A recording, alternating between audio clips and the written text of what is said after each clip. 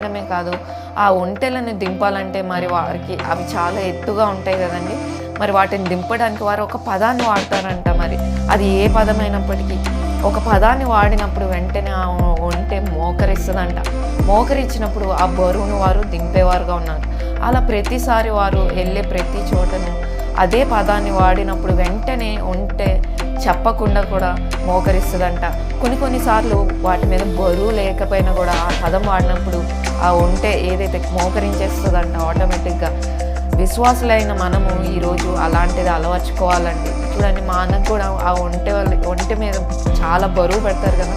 మనకు బాధ, కష్టం, దుఃఖం మనము అర్థం కాని పరిస్థితిలో లేకపోతే చాలా బాధేసినప్పుడే మనకి ప్రార్థన, దేవుడు గుర్తొస్తున్నాడు తప్ప విడి సమయాల్లో మనము ప్రార్థనకి, వాక్యానికి సమయాన్ని కేటాయించట్లేదు చూడండి.